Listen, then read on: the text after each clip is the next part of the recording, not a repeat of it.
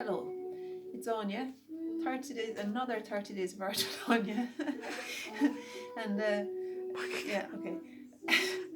So, and I think it's probably day 6. I'm laughing because this is about take number 5, and Erin is the camera woman. No, it's okay. Just keep doing it, alright? Oh my keep God. rolling this time. It doesn't matter. I'm explaining to her that you're my friends and you don't mind if I say silly things. Okay. The osteospermum that my mum bought today in a packet of seeds is is what I'm going to paint on here, because I wanted to just do something a bit more detailed kind of on this loose still life. Okay, so here we go. First I'm going to kind of outline, I also have a photograph of one of my favourite still lifes on the PC over there. But yeah, which one was I doing now here? Are you back here again? Okay, so oh yeah, it was this little one here. I thought it was kind of a nice sideways one. So I'm going to first paint the leaves up to meet the edge of the petals. So this is sap green, which is very bright. Sap green mixed with ultramarine blue and burnt sienna to make it kind of a dull dark green. Because really, in the same way as I've done with this one, the thing is the darks around the petals are what make them read as being light, really. So first I want to create dark surroundings. And you can hear the music in the kitchen. It's always a really good idea to have a bit of music on when you're painting, because it just keeps you lively yourself, like you feel like having a little dance every so often, and that's always a good thing. Just physically moving around the space you're in. Okay. And looking at the painting on the screen is helpful too, because it reminds me of the importance of movement in the work as well as movement in your body, to bring in big general moves as well as smaller things. Oh, in fact, I forgot to put on my microphone, but hopefully you can hear me okay.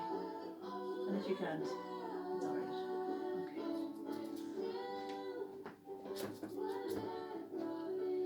Right, now, so I'm going to do some smaller shapes now.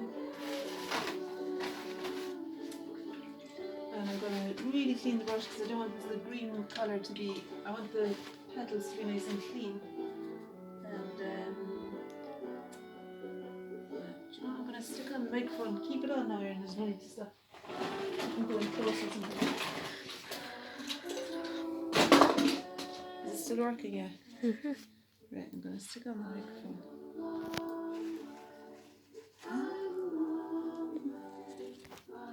Oh no, still inside.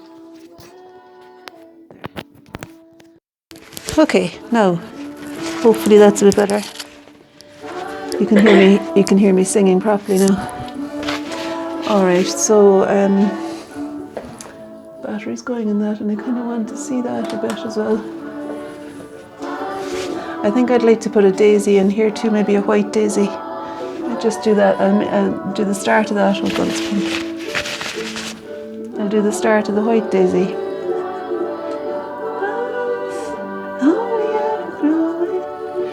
Look, oh bugger! Look, it's gone off. Yeah, I need to plug that in. Actually, I can just do the daisy from here anyway. The osteospermum are kind of like daisies. Yeah, I think it'll be quite good to have a daisy in here. I like the square brushes because they let you quickly establish the shape of things without too much fussing. Okay, because there's already a green background here, it's kind of simpler to just paint in the petals as I see them. And then I can always do this kind of thing with a smaller brush, paint in between. Oh, I didn't erase those colour in. With a smaller brush I can paint the shapes of the spaces between the petals while the white paint is still a bit wet.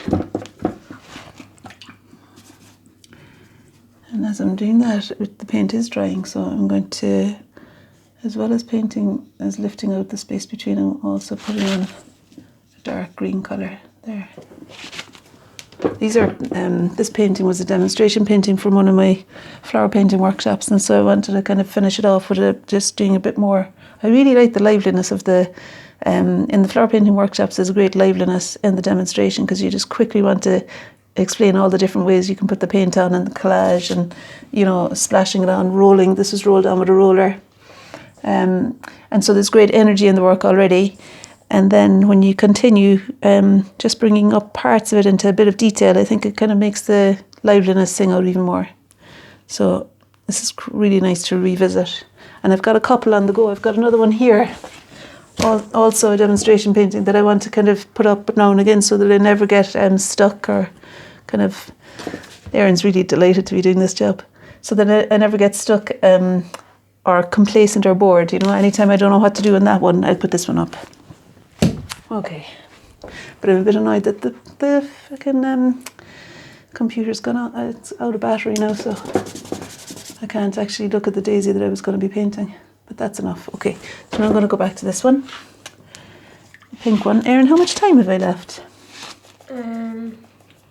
Is there about 2 minutes? Oh, gee, 7 minutes. Well, you've been loads of for time. 6 minutes. Okay.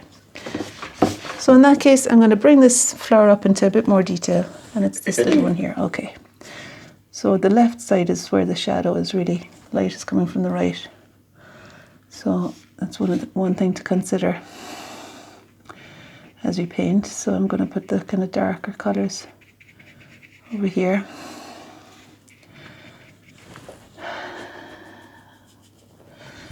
Making it a little bit lighter as I come around with some white paint mixed in. So this is acrylic I'm using.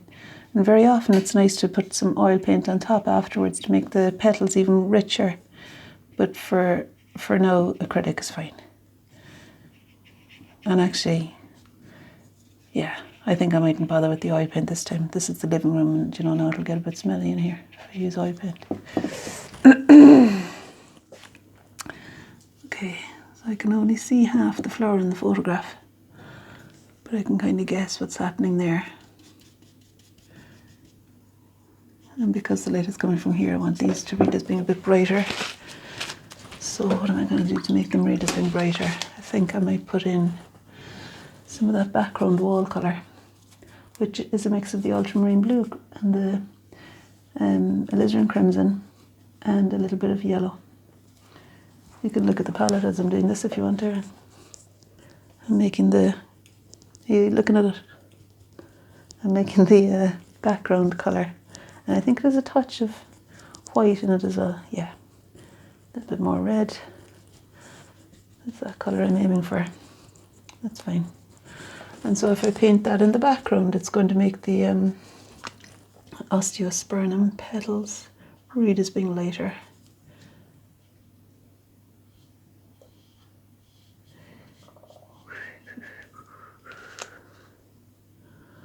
Okay.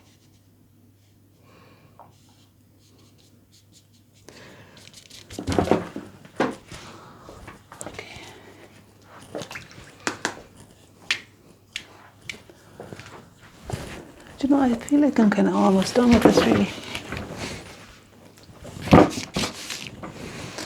Although I wouldn't mind doing what are you laughing at? No, what about the centre of that? Okay. I think I'm going to put a centre into the osteospermum that I've just drawn there, the sideways one. So it's going to be here. A bit like that. Yeah, okay. And I'm actually going to let the white peter out a little bit. I don't know what I'm going to do with that one. I really like that colour, but I don't know if I want to make it really detailed or not. Or maybe I should just put some of that colour elsewhere. I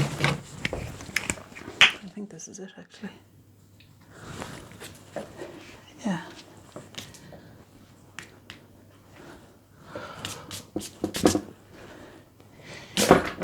It could be like Montbretia, that lovely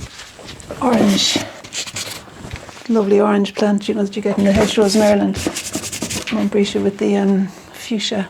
I could do fuchsia over here and Montbretia there, but I don't want to go into too much detail now. I think really what it needs is that flower to be brought up into a bit more detail. Maybe a bit more contrast in the tones there. So what would the centre be like? The centre would probably be a dull yellowish colour. So something like this. Are you actually yawning, Erin?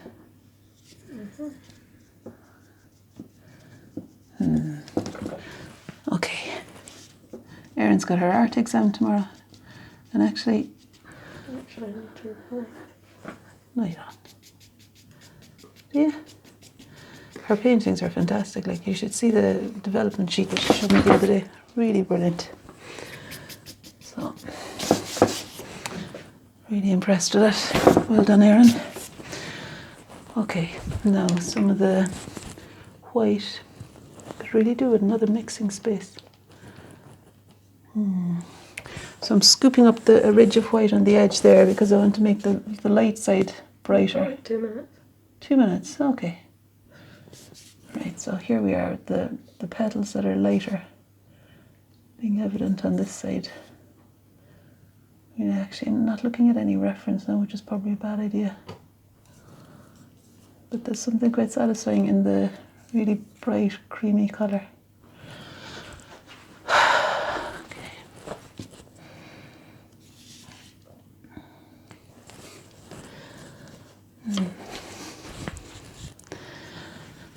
I think if I bring the same kind of brightness into the pink osteospermum, that it might end up affecting what that looks like. So the brightness of, and when you put things on more thickly, when you put the paint on more thickly, it reads as being lighter as well. So I'm hoping that that's the case here. Tell me when there's like 30 seconds to go here. Please. Oh, for goodness sake, just leave that in the doorway.